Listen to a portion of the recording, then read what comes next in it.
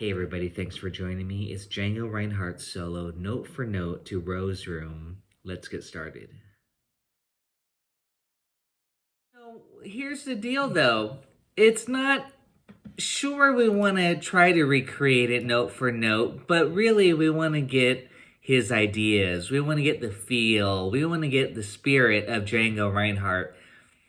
It may take you a little while to get it up to, note for note, rhythm for rhythm. That's always tricky. To me, that's not necessarily the goal. I'd rather get inspired. I'd rather learn ideas from him. But again, you could spend a lifetime trying to work on and perfect a Django solo. But again, we want to learn more of the concepts so we can have fun improvising. Try to get some of his ideas, I think, into our playing. Again, more the feel and the rhythm, the swing, and just, I kind of just like learn a few licks sometimes, and then all of a sudden it just takes off, and then I go from there, versus trying to worry about everything note for note. So it's a big, huge task to say we're going to learn note for note. But really what I mean by that is we're going to study it and analyze it and dissect it. We're not going to be so nitpicky that we'll do just one measure for 15 minutes. I don't do that so much anymore. It's just the mechanics of it. I don't feel like that's a good use of time. And I mean, again, I don't know how you all feel about that, note for note solos, but I'd rather, again, just learn the ideas behind it. That's, to me, what's important. Sound slice, and I have it loaded. One thing that a lot of people use is this Django Fakebook 2008. So this is the basic chart for Rose Room. Charlie Christian plays it in the key of A flat major, but most people played it in the but most people will play it in the key of F, this Django key. This song starts on the 2 chord. In F major, that means G. And typically that'd be a G minor 7. Okay, and the minor is the 2 chord, but it's dominant. So this is quite common in the old swing tunes, that it's a dominant 2, and then the 5, and the 1. It just kind of makes it a little bit happier, a little bit bluesier. So the dominant 2, 5, and a 1. So it's still kind of a 2-5-1 baseline movement. And then that 1 turns into a dominant. And when the 1 turns into the dominant, this is very important to know, whenever the 1 turns to a dominant chord, it's going to go to the 4 chord.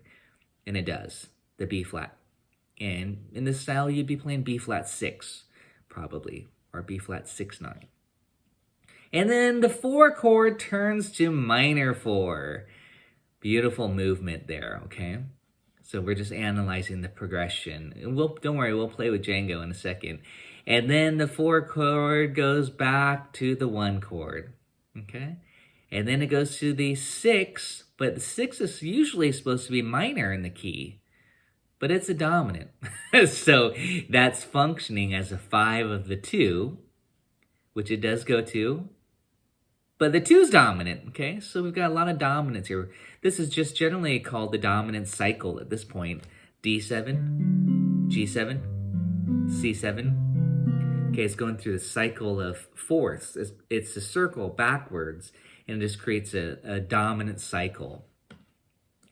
So, and then it goes to the real 5, C7. And then at that point, you think it's going to go back to what? C7 is going to want to go to F, right? But it doesn't. It goes back to the 2, surprisingly. So it doesn't resolve here. It's unresolved. Django, they're doing some passing chords on the recording, but that's not too terribly important. And then we go to the 2, 5, 1. That 1 turns to dominant. And that pulls us to the 4. Same exact stuff as the first half. And then minor 4, that bittersweet flavor, back to the 1, to the 6 as a dominant, which means the 5 of the 2, it goes to the 2 as a dominant, and it goes to the 5, finally to resolve us back to the 1. Not everybody does the A, D, G, but this is a nice little turnaround here. This is a 3, 6 to the 2. I often like to put a B flat chord here, the 4. I like to go sometimes 1, 4, 3, 6.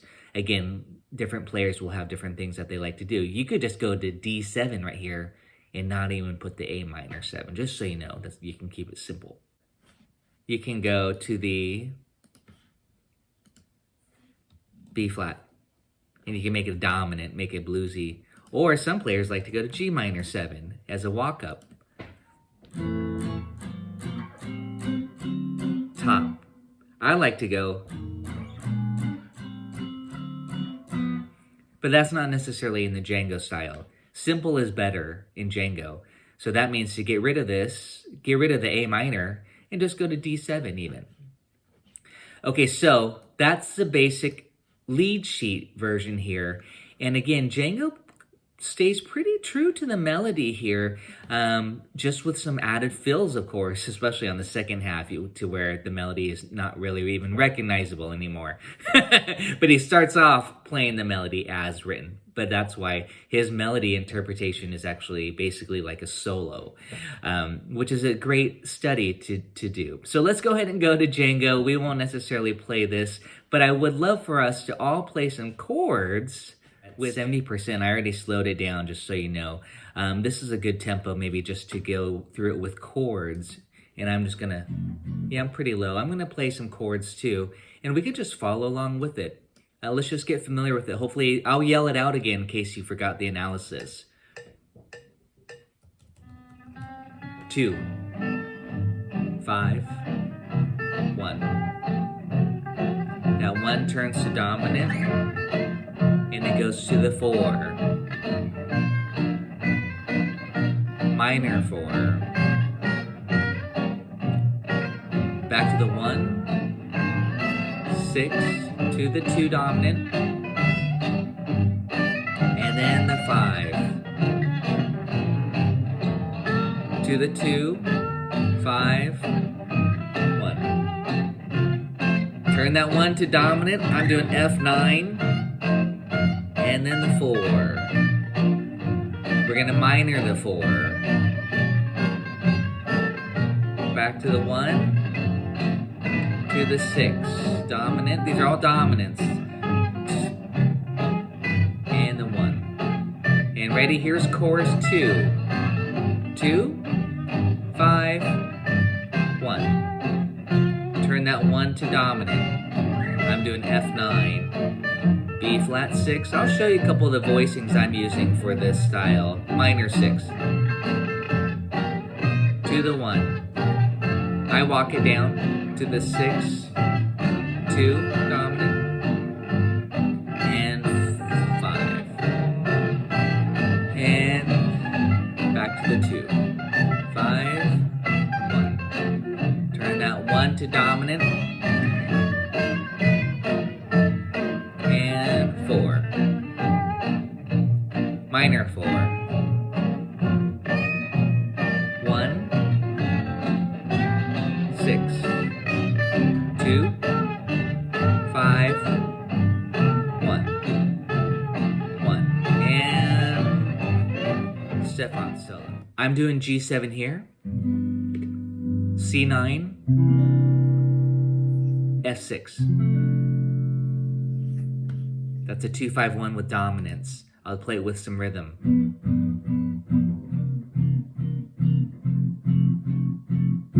And that's F6. I call it a la Django. Many of you know that now. 6 like this or F6 like this. F7, I'm going to go to F9 and I'm going to move it up to here. And then I'm going to go to B flat 6 like this. So exactly what we did down here is C9 to F6. Now we're on F9 to B flat 6, the 4. And then we want to minor it. So just move this finger over, okay? The first finger from the major third to the minor third. You could just do this shape too if you want, okay, with the root. I'm just keeping it to these 4-note voicings. There's a little glare on that light. On the inner strings like this. B flat 6, minor 6. Again, you can even wrap your thumb around if you really want the root. I don't feel like it's necessary to play the bass note in this case. If I'm doing a duo situation, then I might want to hit the the bass a little bit more. But if I'm just doing the La Pump style like this, minor. I'm not worrying about having the bass note be B flat, okay? Same with that F6. I wasn't worrying about wrapping my thumb around getting that F. I'm just doing this. Okay? And then we're back to F6 here. I went here because I like to walk down. I like to do this. So I went F6, do, do, do, do, do. And that was F6 twice. E7, E flat 7, D7. I'm not saying you always have to do that, but that's what I call a walk down. A bass player will often do that too. Do, do, do, do, doom, doom, doom, boom, boom, boom. So again, you'll kind of be matching the bass player. G7, 2 bars on G7 for the first time, C9. And then back to G7.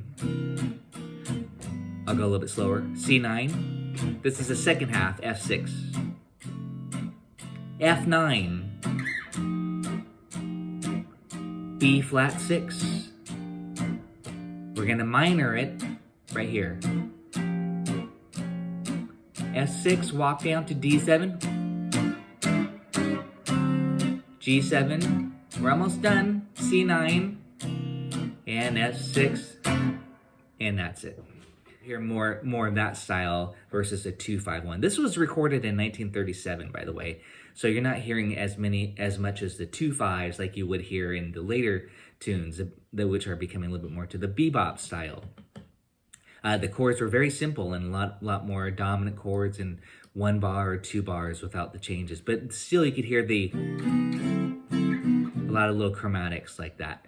You'll hear that actually on this recording. So that's basically the chords. If you guys want to play through that with Django shapes. And then of course those 9th chords on the dominants. I didn't add any sharp 9s, any flat 9s, any sharp 5s, any flat 5s. Nothing super altered, just very, very inside on this song especially.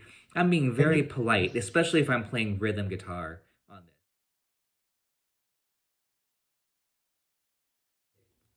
A little bit more to Django. Okay, before I had it written here. You know, again, it's subjective on where you want to play it. You could just kind of hear his twang of the open string.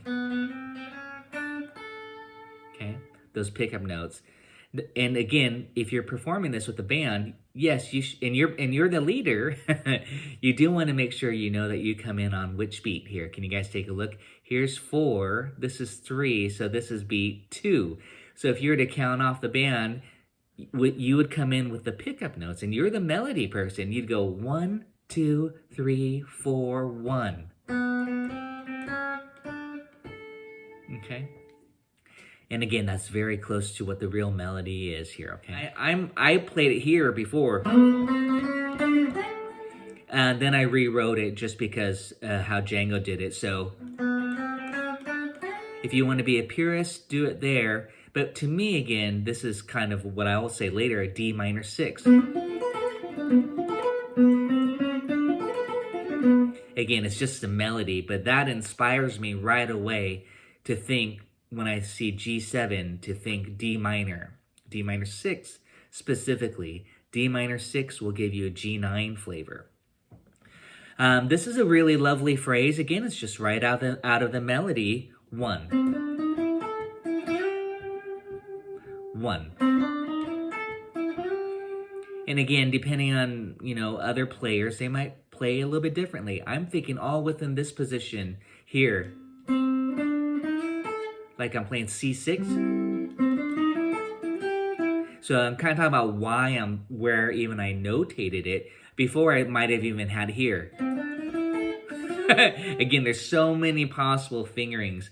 When you're reading tabs, I still suggest try out try out different locations. But more importantly, I'm going to walk you through these, and feel free to, here, I'm going to just get the chat going here. This might be easier. That way, if you guys can see in the chat, just type in the chat and I'll address it. So on the C7, you guys all know I like to talk a lot. So C9, you start on the root, 2, flat 3, 3, and 6. It's very pretty.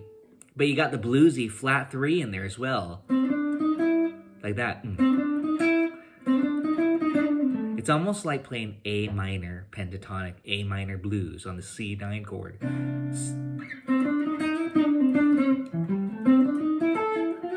Sixth chord, we got the 9. And then, okay, and I'm right here, I'm gonna have the cursor where I'm going. And we'll put it in time. I'm just gonna break it down a little bit for you. And then, da-dum. Okay, that was the 9 playing around with the approach note, they call it, the lower neighbor, I call it, to the 9. And then 5, 1, 5, ba-bum. And then this nice little lick here. This. I'll play it slowly. It's like a pentatonic, F major pentatonic, okay? Or D minor pentatonic, same thing. You're gonna hear me slide a lot. I love sliding around. It's not notated, but I'll slide in and out of notes. Now again, when we're actually working on it, you know, I've got the click track on. It's gonna start on beat 2. I put the click on here. I actually put the count in. I'm sorry, that's what I meant to say when I said click. I got the count and the click. But if you were just to say, okay, let's work on that much. 3, 4, 1. 1.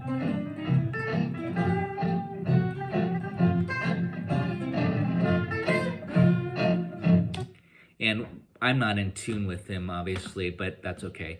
We don't need to find out his exact tuning. And then this is kind of a little chromatic walk up here.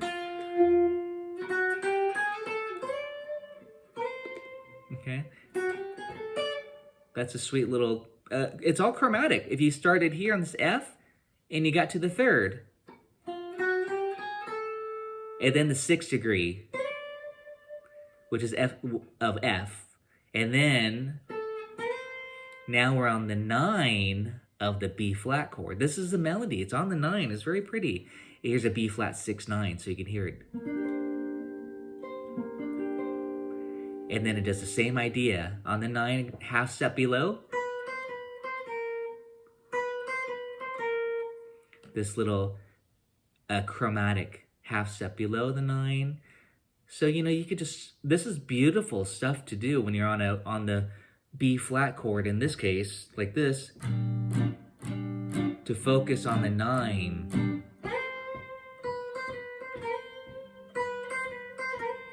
I know, not the root, right? The 9, it's very colorful with the harmony, but I'm just going to point out a few of these things here for you so that you can know. And then here, what is this?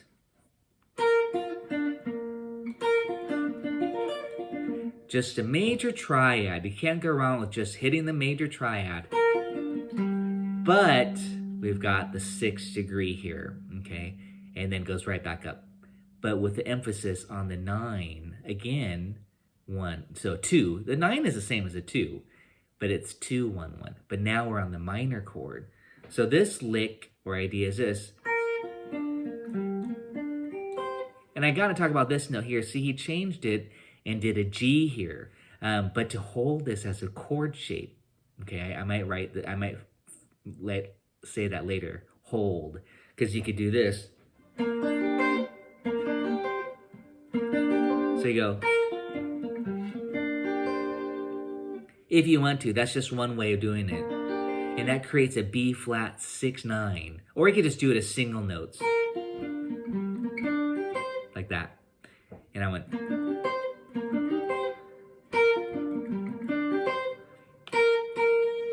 Listen to how Django does this phrase from here.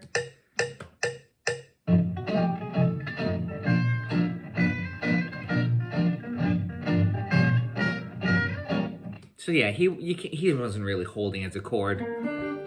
Okay, he wasn't doing this. I'm just kind of showing you that you can think about it as a chord, as that 6/9 chord, like this. And minor 6/9 would be this.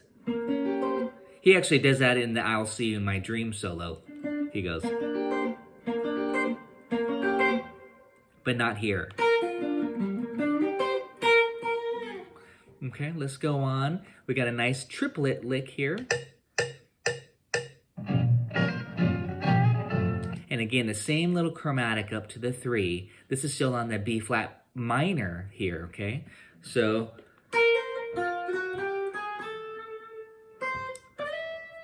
and just up the F major 7. Actually, that's an A minor triad. That's very nice, an A minor triad against the F major. That gives you an F major 7. I know the chord is F6, but you can have 6, you can have a major 7, it doesn't matter.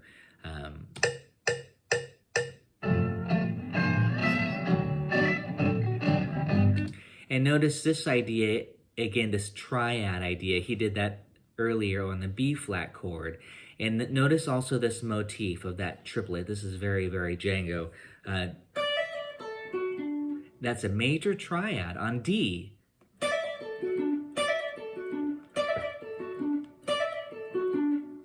And it's on beat 2, 1. And my tip is to make sure that triplet is even. Dalia-da-da-dum, dalia-da-da-dum. Not this. That's a different rhythm. And then this is a flat 7. Before he did a 6 when he went, now it's a flat 7. And then to the 6. But the 6 is now, this is more, to me, this is almost like a D minor idea, like a D minor. This is where I was saying that's a D minor 6/9. Okay, so that's kind of a nice little trick right here. This is almost like we're playing the 12-bar blues too, if we're on D, D to the 4. You play major idea, then you minor it. Okay, you're gonna hear me say that quite often. D major in this case, D minor. But this is a D minor 6 if we start here on that B.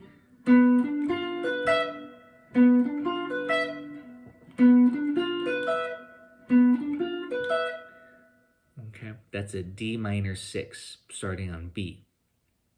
6/9. We're ending on the 9th degree. Listen to Django do it once.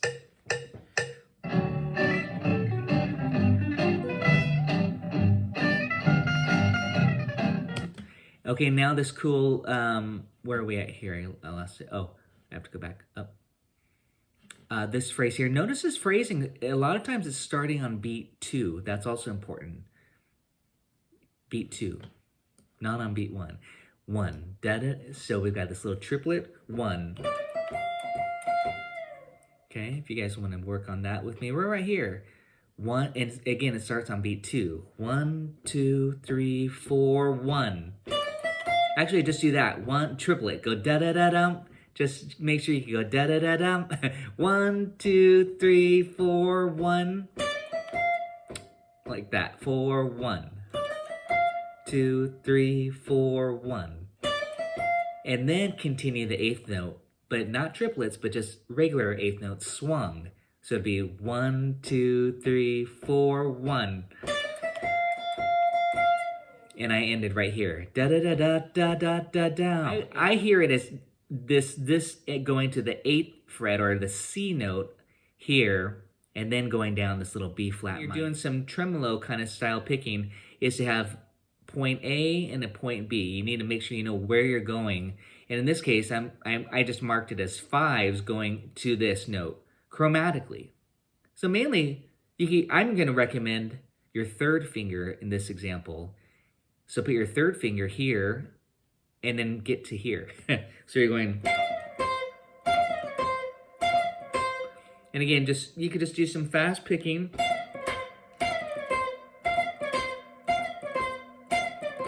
We basically just want to get from here to here in one beat, Here, when we arrive to that note, this little arpeggio I want you to get. It's very, very pretty.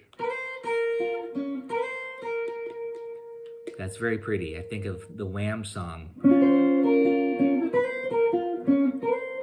It's an add 9 arpeggio, minor add 9. Was it George Michael? I don't know. Wham, George Michael. So I'm going da da da da dum.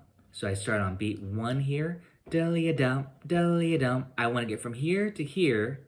And then once I'm here, I already have that arpeggio worked out. So it's this.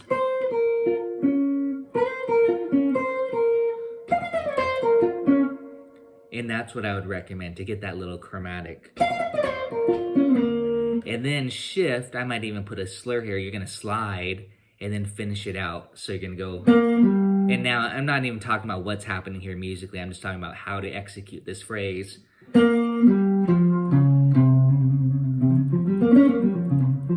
It's a pretty cool lick. And it's on, actually, he's still on a C7 chord here. But this is superimposing a B flat minor sound, which gives it a beautiful... Django did this quite often. You play the minor 4 on the 5 chord. And you get it gives you the flat 7, the flat 9, the 4, the sus, they call it a sus, and in this case, the root and the flat 7 again. So it's a C7 flat 9 sus 4. Fancy, fancy, fancy. But just remember, play minor 4 on the 5 chord if you want that flavor. So again, this is a tricky phrase. I want to just...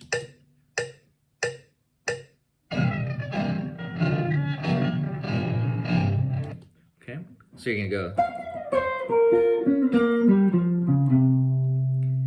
But you have to just break it up into little parts. So, yeah. So again, and I'm still maintaining that swing on those 8th notes. Da da da da da da dum. Okay, now let's do some bending. Django loved doing half steps bending here. On beat 4.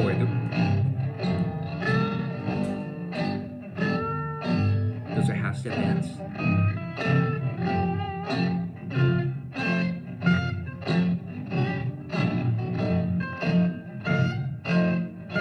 A lot of just nice rhythm there, a little bit of syncopation as well.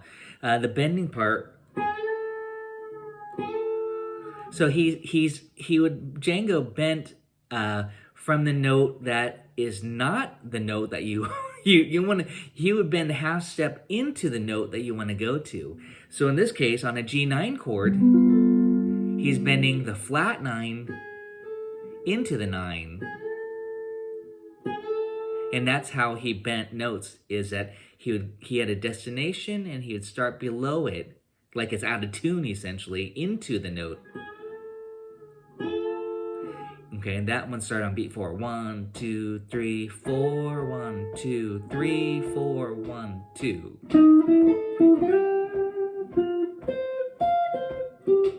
Okay, and then this is just a nice little phrase here, almost kind of like a little bluesy lick. Around the C7 chord into the F chord, which is the melody note, the 9. And then this rhythm here, and that's just root, 5th, root. 5th, you know, melodically speaking, but the rhythm is this.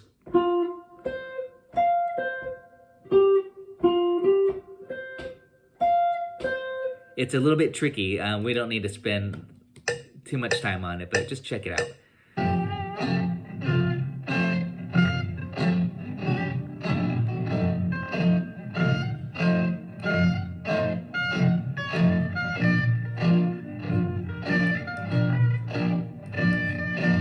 And I know I'm breaking this down all the way through 7. It's, you know, you can kind of play the same ideas. He didn't actually state the flat 7 in there, so you can play F6 ideas.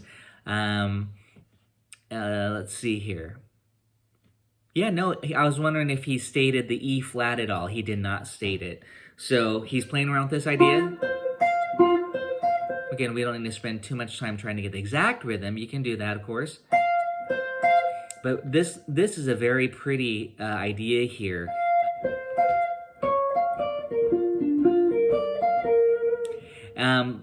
So it's kind of like this chromatic note. He's anticipating, is the word, this 4 chord. So B flat is this. But he has this nice little approach note into the 3. So he's already playing B flat here early. And and then he just gives it to us. Here's B flat. But he's got that nice little chromatic note in front of it. And then, listen to the, here, I'm gonna rewind it here. Rewind it like I'm on tape or something.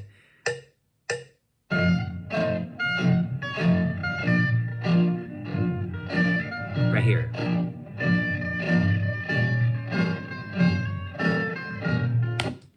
The chord the chord switched to minor. He didn't actually hit the minor note there, which you would expect him to do. I would expect him to hit, but he kept it. And then he hits it here. He hits and states that B flat minor. Very, very subtle stuff again. But this is a nice phrase with all of that same note. 1, 2, 3. And this right here is very similar to what he did over here. Okay, these are often called enclosure, where you have a target note and you're coming from below and from above into your target note, like this. Okay, we want to get to this B flat here. Da, da, da. This is minor. So again, one note difference, whether it's major or minor, just he is playing to the chord, but that's what's happening here. So when you analyze it, sometimes I would just start my phrase, or like I would extract this part of the lick. And I'm right here on that note. Let's keep going.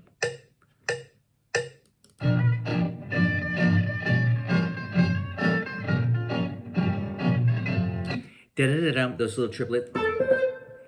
And I wrote it going up. Let's go on a little bit more.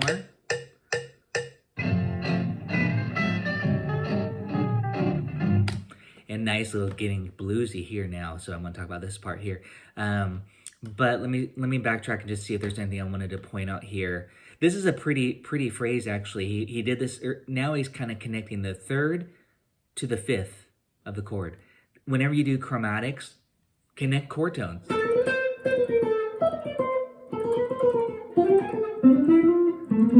You can just start to add these little triplets to connect chord tones, especially 3 to the 5, because it happens to be this. That's why you hear a lot of blues licks go. Because it's a minor third, so diminished as well, by the way. This is a really pretty phrase.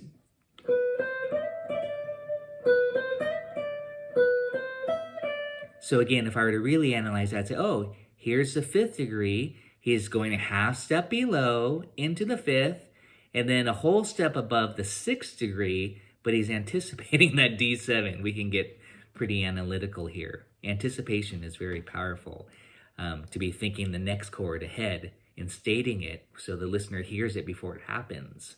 And that's anticipation, just like chords can be anticipated.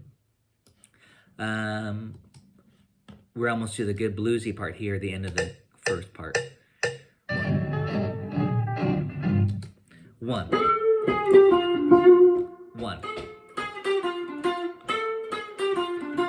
Very kind of a bluesy lick. I love that. 1 and 1 and 1 and.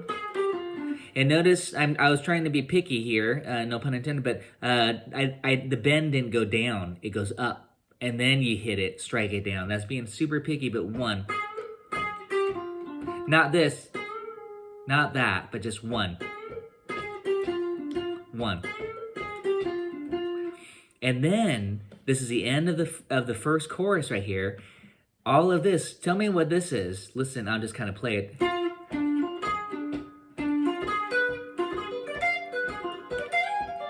What is all that? I'm just paraphrasing, by the way. Yes, listen. Yeah, diminished 7. It's a diminished 7. He's just having fun. Which diminished 7 on this 2-5-1 ending? F, diminished 7. D, B, A, they're all the same. A flat. There's 4 notes and then dim 7. So he's kind of goofing around, creating some tension on that F, on that 1 chord.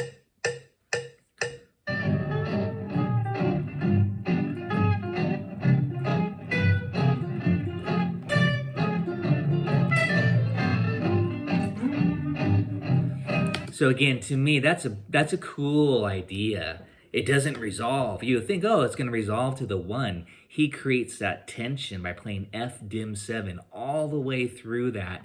And you could goof around with the rhythm and paraphrase it as I did. But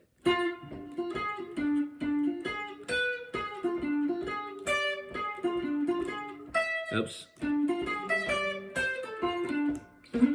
And that's his timing. Again, I'm big on getting the timing too, but right now we're kind of just getting the ideas, and hopefully you'll make it your own too. One more time on that cool part.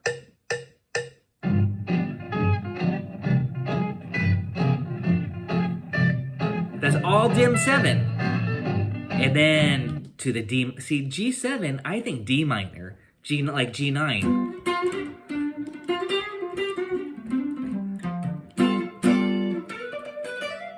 It's kind of a bluesy thing, but that's again what a D minor 6. G9, D minor 6, same thing. So that's a good way to kind of program yourself to think when you see, at least in this case here, a D minor 6. And then C7, he does a pretty C lick. 1.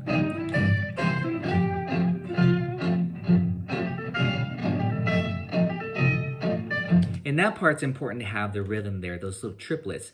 Da-da-da-dum, da-da-da-dum, da-da-da-dum. We're getting right to the good stuff too. So I'm going to go a little bit over. If you guys can hang, great. If you can't, then you can catch the video portion of it later. So kind of still thinking all F, but remember F6 equals what? I know you know it. D minor 7, exactly. So here's F6. So here's F pentatonic, D minor.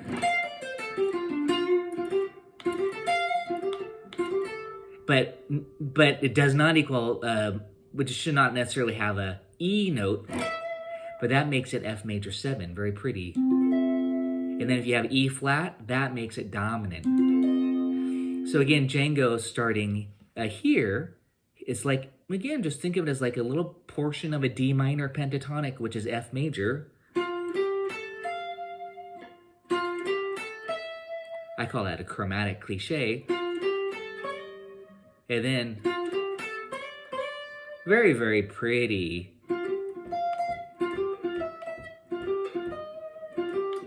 He's not doing that. He goes, but you can do whatever you want. There's actually many songs that sound like they use that motif. So, but the triplet's a nice rhythm. Ba-da-da-dum, ba-da-da-dum. And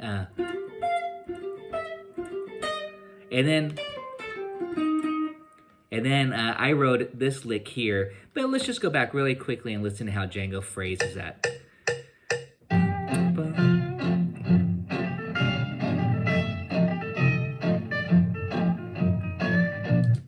And so this next lick here, we're still on F and F7, just so you know.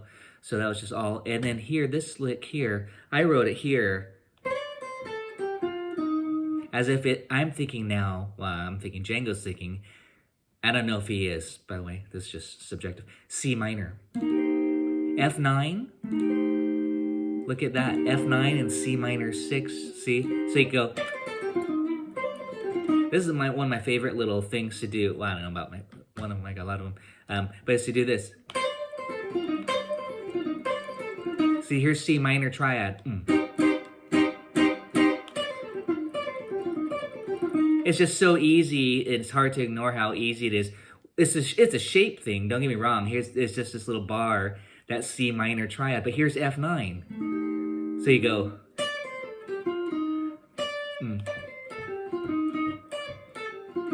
And that's exactly his lick. I often say add a chromatic note.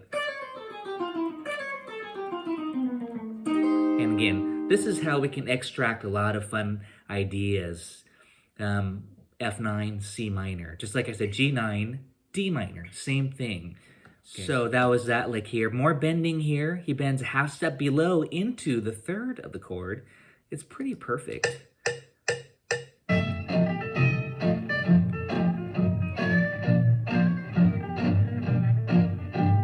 That's a beautiful phrase. This is now So again, I'm quizzing you guys kind of at the same time.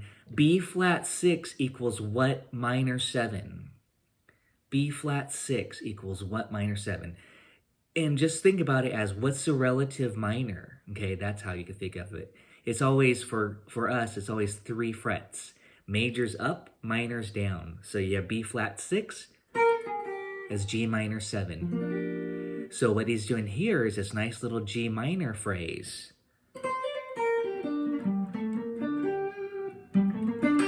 And he does that in his Exactly Like You solo, All of Me solo. He did this quite a bit on a major chord, in this case B flat major. He's thinking minor, G minor. If you just heard it by itself, you'd say, ooh, that's G minor. You know, like...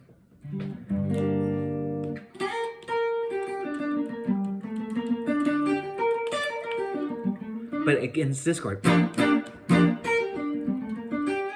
So again, he loved to superimpose minor ideas and arpeggios on top of major.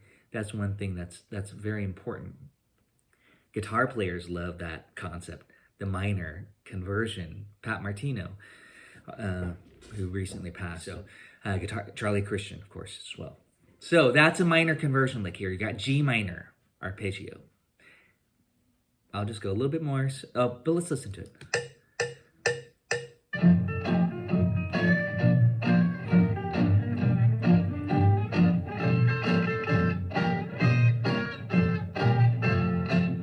Almost sounds like George Benson's Breezin', doesn't it?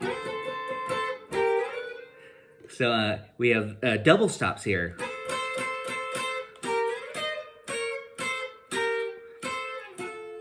And is it diatonic? Well, it starts off on, I won't get too analytical, but no, yeah, it's pretty much to the chord. But it kind of starts on the 2 again. So if you're wondering, that's cool, how do I use that? Just remember, here's B flat minor. Here's the 1. Here's a 2. So you know, oh, these are thirds, by the way. So you'd actually go 2, 1. Okay, and you're adding a third below. And then to the 4, 3. So what I would recommend if you like these double stops is the thirds especially, have the target as your top note, and then add on the third below it. And you just got to practice your thirds diatonic. Oh, that was wrong. And then it goes to F major.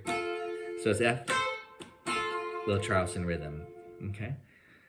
I won't go too much into it. We won't analyze all of it, but you'll get the gist of it.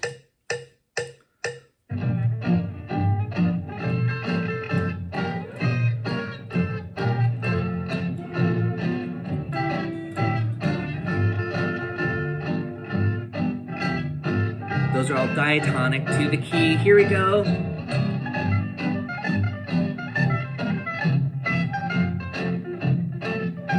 He gets a little bit loco now in this part of the song, and then it gets all triplet here.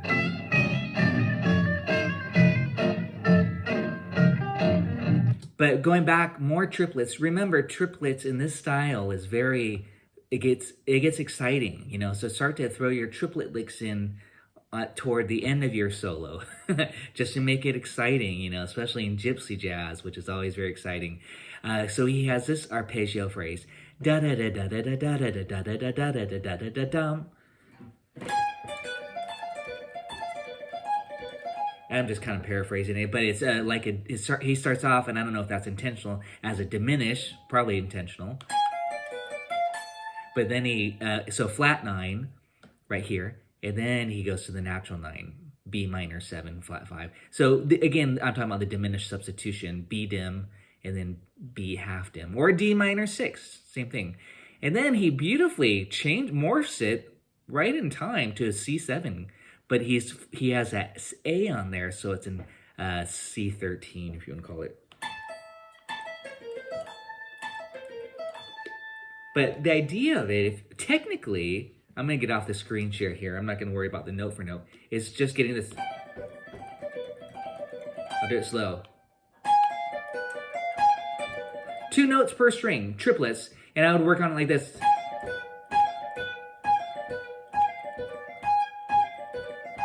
da da da da da da da da da da da da da. But take it in little installments. And this is just a diminish. It's easy to demonstrate on a dim 7. Here it is on half dim. Fully dim. C13. I do it a lot on G minor. That was really sloppy, but... So again, you can use these, or maybe down here.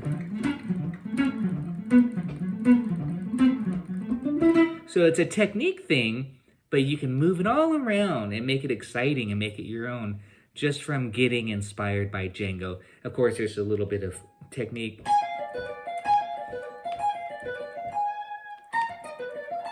Okay, I won't go on too much longer, but that one's a very special lick. Absolutely, that one really inspired a lot of players to get that technique down, especially when you hear Django play it at full speed. We got a couple slurs here. We're almost done, you guys. I'm just going to wrap it up here. Slurs. Oh, I lost the screen share. Sorry, here, let me go back to the screen share, though. Oh, yeah, we love... Oh, those chromatic slurs are so fun. You could implement those into your solos right away. It's just in... I had like some quick licks that are very into Django. Les Paul did this quite a bit, too. But the idea is just to slur chromatically with triplets. Chromatic. What chord are you on? Doesn't matter. You can do it on any chord. A minor. E7.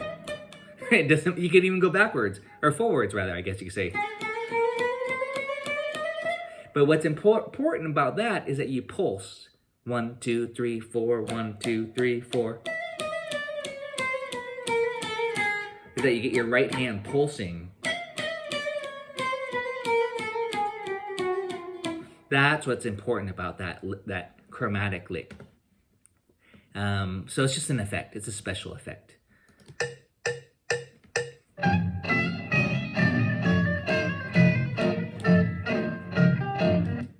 And again, beautiful targeting. Bum bum ba. And he's anticipating. He's on the B flat chord early again. So he's 2 beats early. And then, but he's playing G minor. That's pure triad. But a G minor triad against B flat major equals B flat 6. Okay?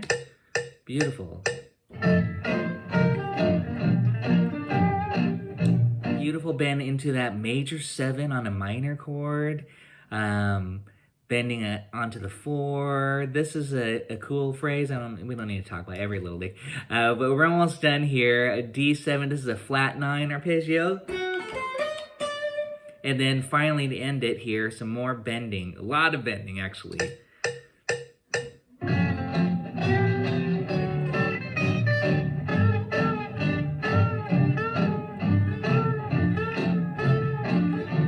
And the rhythm's tricky there. Do do do do do do do do do do do do. If you guys ever learned Johnny Be Good, do do do do do do do do do do do. Similar as like he's going do do do do do do do do do do do do do do.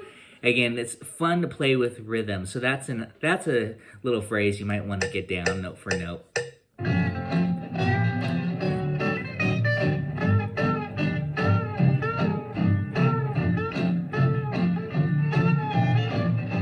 So yeah, have fun with that. Feel the pulse. Do, do, do, do, do. You know, look at the rhythm. 1, 2, 3, 4, 1 and, 3, 4, 1 and, 3, 4 and, 1, 2, 3 and. You know, you just want to make sure your hand's in time. That you're thinking 1, 2, 3, 4, 1, 2, 3, 4, 1 and, 3 and. You know, you can add eighth notes. And he's bending again. He's just playing with 2 notes, the D and the A. This. But he's bending a half step below the A to go into the A. Okay, so that's the idea behind it. There we go. You guys mastered his solo. 1 hour. Okay. Also, and I know I went through it quickly. I hope you got some of those ideas out of it. I'm here, but there's a lot of little cool technique things out of it too. So hey guys, we'll see you next week. Have a great week.